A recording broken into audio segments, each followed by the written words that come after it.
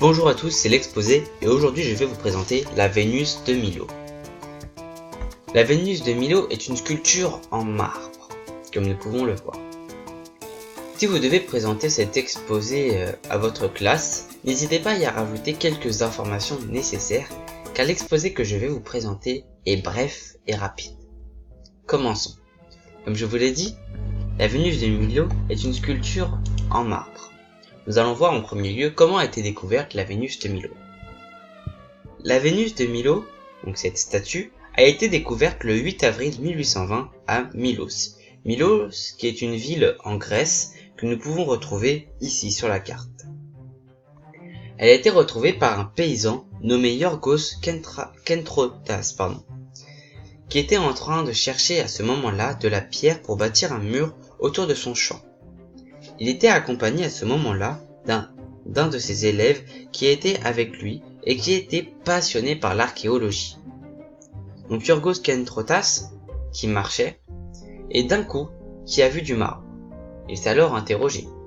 L'élève qui était avec lui l'a incité et lui a dit « Continue à creuser ».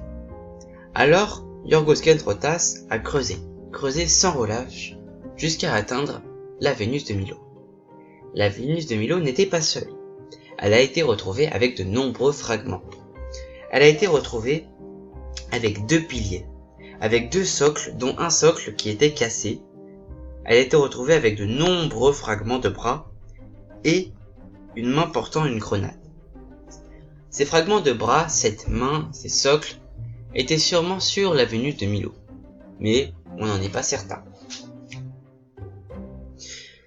Nous allons alors voir les différents aspects de cette Vénus et les secrets qu'elle renferme sur ses différentes caractéristiques.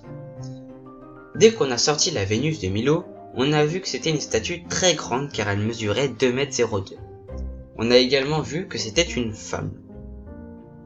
Mais si on s'intéresse plus précisément à la Vénus de Milo, on y remarque plusieurs choses.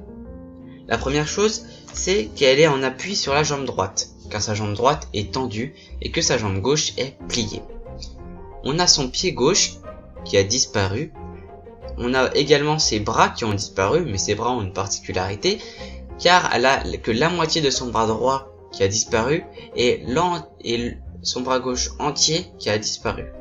Le trou que nous pouvons apercevoir ici est juste un maintien pour faire tenir le bras. La Vénus de Milo a également les cheveux attachés en chignon.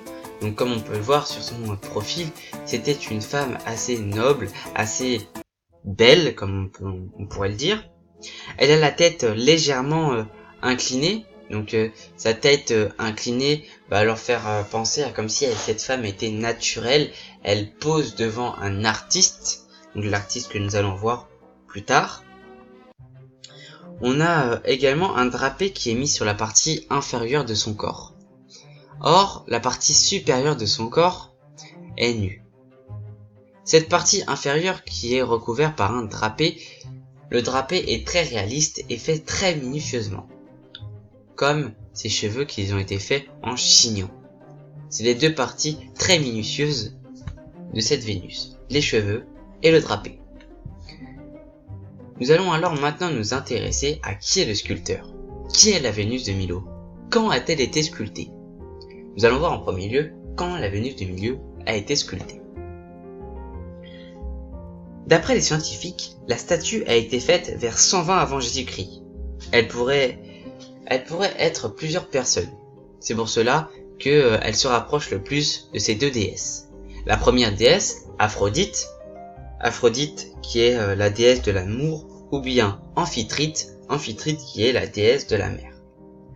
Les caractéristiques de la Vénus de Milo se rapprochent le plus de Aphrodite, mais on a des liens avec les 2 déesses.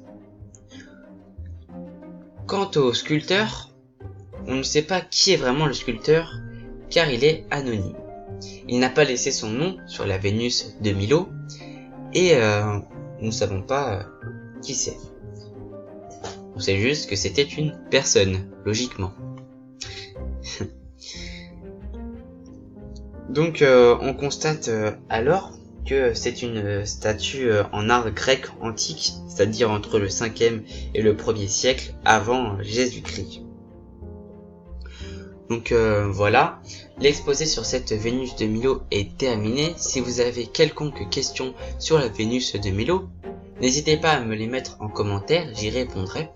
Et n'hésitez pas également à me mettre en commentaire l'exposé que je voulais, si vous voulez que je vous expose. Oula, c'était pas français, je vous le redis. N'hésitez pas à me mettre en commentaire les exposés que vous voulez que je vous expose. Je les ferai. Et voilà, je les ferai, tout simplement. Allez, cette vidéo est terminée.